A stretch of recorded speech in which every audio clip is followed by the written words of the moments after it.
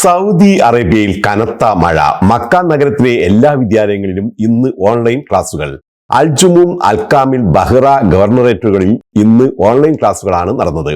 ദേശീയ കാലാവസ്ഥാ നിരീക്ഷണ കേന്ദ്രത്തിന്റെ മുന്നറിയിപ്പിനെ തുടർന്നാണ് ഈ തീരുമാനം. എല്ലാവരുടെയും സുരക്ഷ ഉറപ്പുവരുത്തുന്നതിനായി ശ്രദ്ധിക്കണമെന്ന് അധികൃതർ മുന്നറിയിപ്പ് നൽകി. അബുദാബിയിൽ രക്ഷിതാക്കൾക്ക് സന്തോഷ വാർത്ത. മതിയായ കാരണങ്ങളില്ലാതെ വിദ്യാർത്ഥികളുടെ അഡ്മിഷൻ തടഞ്ഞാൽ കനത്ത നടപടി. വിദ്യാർത്ഥികളുടെ അഡ്മിഷൻ നിരസിക്കുന്നതിന് വിദ്യാലയങ്ങൾ ഇനി മുതൽ അവരുടെ പരിമിതികൾ വിശദീകരിക്കുന്ന രേഖാമൂലമുള്ള തെളിവുകൾ നൽകേണ്ടി വരും. വിദഗ്ധ സമിതി ഇത് അവലോകനം ചെയ്യുകയും വിദ്യാർത്ഥിയെ ഉൾപ്പെടുത്താൻ കഴിയുമെന്ന് കണ്ടെത്തിയാൽ വിദ്യാലയത്തിന്റെ തീരുമാനം റദ്ദാക്കുന്നതും അഡ്മിഷൻ നൽകാൻ ഉത്തരവിടുന്നതുമായിരിക്കും. കുട്ടികൾക്ക് പ്ലേസ്മെന്റ് കണ്ടെത്താൻ പാടുപെടുന്ന മാതാപിതാക്കൾക്ക് ഇത് ഏറെ ആശ്വാസകരമായ തീരുമാനമാണ്. അബുദാബിയിൽ പൊതുസ്ഥലങ്ങളിൽ വൃത്തിഹീനമായ രീതിയിൽ വാഹനങ്ങൾ ഉപേക്ഷിച്ചാൽ കനത്ത പിഴ. മുനിസിപ്പാലിറ്റി ആൻഡ് ട്രാൻസ്പോർട്ട് വകുപ്പ് പുറത്തിറക്കിയ പുതിയ പ്രഖ്യാപനത്തിലാണ് ഇക്കാര്യം വ്യക്തമാക്കുന്നത്. ആദ്യ തവണ നിയമം ലംഘിക്കുന്നവർക്ക് 500 ദിർഹവും, രണ്ടാമതും നിയമം ലംഘിക്കുന്നവർക്ക് 1000 ദിർഹവും, മൂന്നാം തവണയും ഇതേ നിയമം ലംഘിക്കുന്നവർക്ക് 2000 ദിർഹവുമായിരിക്കും പിഴ ചുമത്തുന്നത്. വാഹനങ്ങളുടെ ബോഡിയോ ഫ്രെയിമോ പൊതുസ്ഥലങ്ങളിൽ ഉപേക്ഷിക്കുന്നതായി കണ്ടെത്തിയാൽ ആദ്യ നിയമലംഘനത്തിന് 1000 ദിർഹവും, രണ്ടാമത്തെ നിയമലംഘനത്തിന് 2000 ദിർഹവും, മൂന്നാം തവണയും ഇതേ പ്രവൃത്തി ആവർത്തിച്ചാൽ 4000 ദിർഹവും പിഴ ലഭിക്കുമെന്നും മുന്നറിയിപ്പുണ്ട്. മിഡിൽ ഈസ്റ്റിലും ആഗോളതലത്തിലും ജീവനക്കാർ ഹൈബ്രിഡ് അല്ലെങ്കിൽ റിമോട്ട് വർക്ക് മോഡലുകൾക്ക് മുൻഗണന നൽകുന്നതായി സർവേ റിപ്പോർട്ട്. JLL നടത്തിയ ഫ്യൂച്ചർ ഓഫ് വർക്ക് എന്ന സർവേയിലാണ് ഇക്കാര്യം കണ്ടെത്തിയത്. ഇതിൽ പങ്കെടുത്ത മിഡിൽ ഈസ്റ്റിലെ 48% ജീവനക്കാരും പതിവായി ഓഫീസിൽ പോകുന്നതിന് വ്യത്യസ്ത ആനുകൂല്യങ്ങളും ഉയർന്ന വേതനവും പ്രതീക്ഷിക്കുന്നുണ്ട്.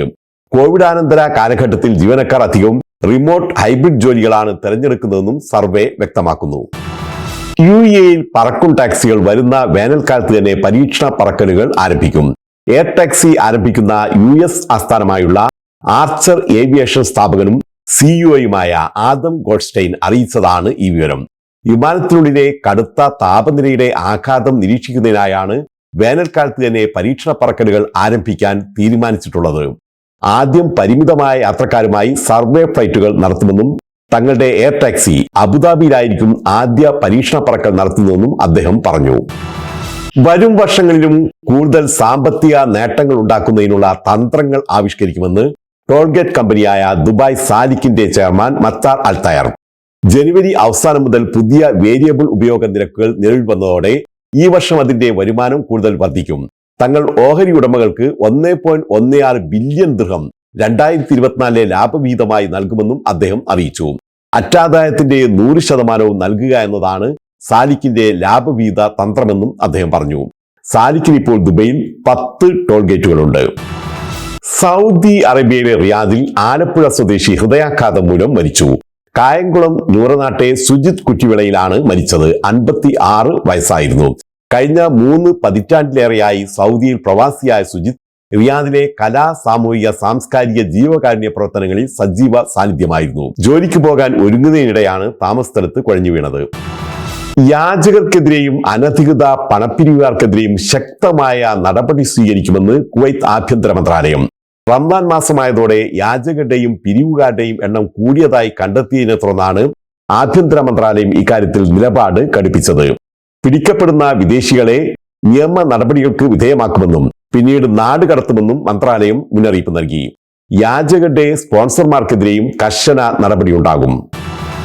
സാംസ്കാരിക സംരക്ഷണത്തിലും വിദ്യാഭ്യാസത്തിലും കഥ പറച്ചിലിന്റെ പങ്ക് സുപ്രധാനമാണെന്ന് ഷാർജ അമേരിക്കൻ യൂണിവേഴ്സിറ്റിയുടെ പ്രസിഡന്റും ബുക്ക് അതോറിറ്റി ചെയർപേഴ്സണുമായ ഹെർ എക്സലൻസി ഷെയ്ഖ വധു bin Sultan Al Qasimi, UAE supreme council അംഗവും ഷാർജ ഭരണാധികാരിയുമായ his highness sheikh doctor Sultan bin Muhammad Al കാസ്മിയുടെ ദി പോൺ ഡാഗർ എന്ന കൃതിയുടെ നാടകാവിഷ്കാരത്തിൽ നൽകിയ സംഭാവനകൾക്ക് ഓസ്ട്രേലിയയിലെ വിദ്യാർത്ഥികൾ, പൂർവ്വ വിദ്യാർത്ഥികൾ, അധ്യാപകർ എന്നിവരുടെ ഒരു സംഘത്തിന് നൽകിയ അവാർഡ് ദാന ചടങ്ങിൽ സംസാരിക്കുകയായിരുന്നു അവർ.